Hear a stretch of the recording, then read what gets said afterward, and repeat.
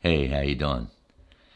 Sitting here today with what would be the Sunday paper if this was 30 more years ago, something like that.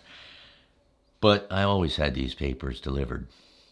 Like during the week, they would deliver the morning paper and stuff. But Sunday, the Sunday paper was huge. I mean, all the papers had the normal stuff in them. They had like the sports section, they had the global news, they had the local news, all that kind of stuff. And they had some degree of classifieds and stuff in there. But the Sunday paper, that was the best paper. And it was thick. I mean, this paper now, for a daily paper, not very thick. Because these things had their heyday shortly after World War II, something around that time frame. It was like the golden age of newspapers and all, because by that point there was some mass production. With steam engines and everything, they could mass produce these. But also by that point, almost everybody was literate, so everybody could read the newspapers and stuff. That started back around the late 1800s to the early 1900s, something like that. But by the early 1900s, most of the people could read and write too. So it was big. And you got to remember, there was no internet or anything. The newspaper was how you got the bulk of the news. Yeah, there was some news later on television sets, but even that was a bit later. And a lot of people didn't have television sets, especially right after World War II. But these newspapers, I got these all the time. And like I was saying, the Sunday paper was probably 8 times, maybe 9 times as thick as the regular paper, because the Sunday paper had everything in it, including the TV guide. The TV guide was big, because that's how you knew, once you had a TV set, what was going to be on what channel for the week. It wasn't like you could jump online or something and look. There was nothing you could look at except the TV guide. So the TV guide had a certain place in our house where it always stayed, and in the living room, right by the TV, and nobody moved it.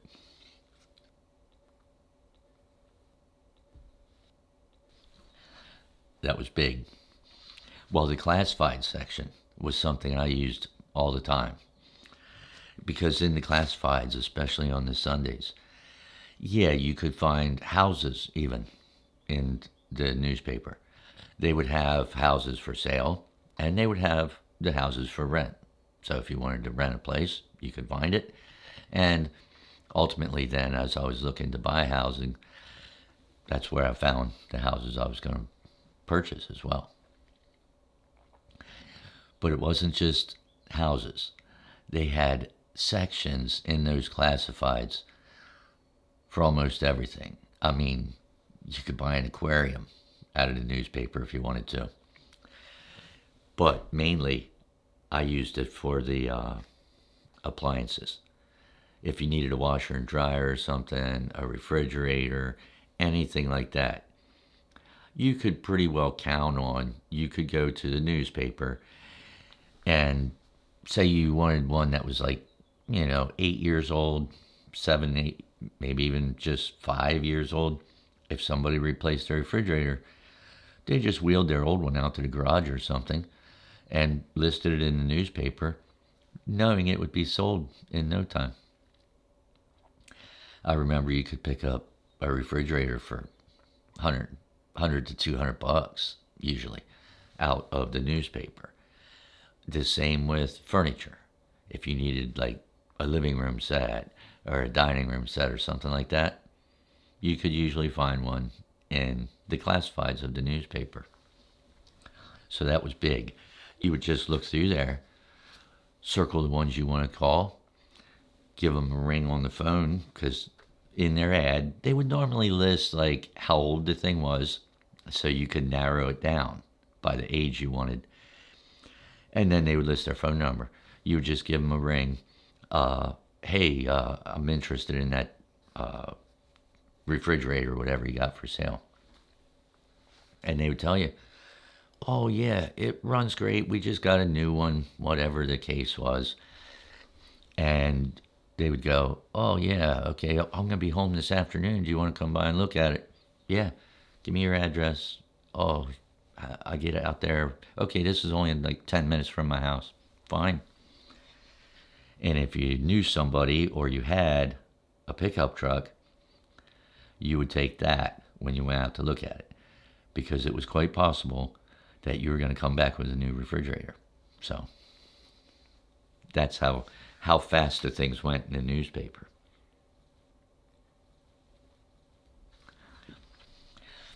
Now, there was also a section for the movies. And the ones I would look for all the time was the drive-in movies, because I usually went to drive-ins rather than go to the indoor theaters. But they would have all those listed in the newspaper. And like I was saying, that's the only place that you would find, what's playing at the movies, what's doing this, what's doing that. And the Sunday papers were great too for the classifieds and the sales that the department stores were going to have also.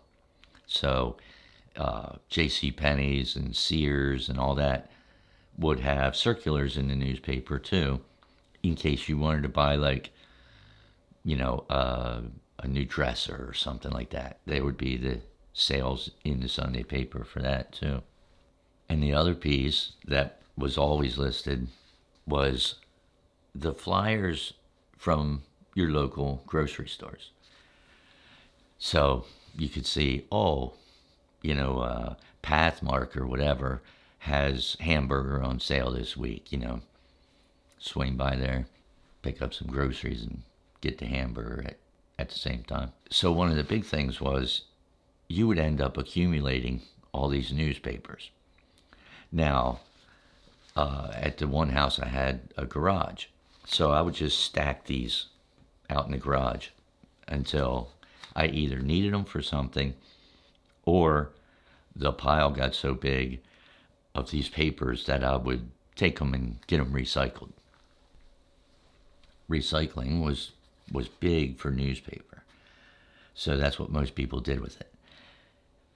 Now, sometimes you would have groups, like the Boy Scouts or something like that, would come by your neighborhood. So they would put little signs out in your neighborhood. This Sunday at 4 o'clock, the Boy Scouts are going to come by and gather up newspapers. Just let them out by the curb. So then, if I had a huge stack of these in the garage, just tie them up with some twine, take them out to the curbside, and whatever group it was would come by with their truck and pick them all up, and they would take them to the recycling place. But what I did with the newspapers a lot was used them to lay down like on a floor when you're painting. So let's say I was going to stain some dresser or something, sand it down, stain it. I always had these newspapers because I would lay them out on the garage floor to sit the dresser or whatever on to stain it. And if I was painting in the house, I would lay these papers out to sit my paint can and the roller pan, everything on, so you didn't get any paint on your carpet. I kind of missed the newspapers for that reason, because now if I'm going to paint, I find myself having to buy a roll of paper, and then cut some strips of paper to lay it out. Whereas I used to just have the newspaper. But the newspapers aren't that good anymore. And it sounds weird to say it, because back then I never really thought that the newspaper is going to become obsolete. but it has. Most of the time today, people are getting their news and everything else offline. All the stores are online, and there's not much need for the newspaper anymore. And that's started around 2000, right around 2000 or so. The newspapers really got hit hard with the advent of the internet and everything else. They just got destroyed. So now you can see, like, this newspaper isn't hardly many pages at all. They still have it, but it's not used by many people. And it's not like you used to see in your neighborhood. The newspaper boy would come around in the mornings, and almost every one of your neighbors was getting a newspaper as well. The circulation was huge back then. But like the past 10 years even, I've been around my neighborhood and stuff. I don't get the newspaper, and neither do any of my neighbors. Even if you go to a store, sometimes they might only have 2 or 3 copies of a newspaper. They just don't sell anymore. And like I said, that went out around, starting with the 2000s, the early 2000s. Now, the circulation is hardly nothing for these newspapers. So, like I said, I miss them when it comes to painting and stuff like that. And I got to go buy a roll of paper from Lowe's or something to cut, to put down, to sit my paint cans and stuff on. But that's the way it is today. So, until the next time, take care of yourself, and I'll see you later.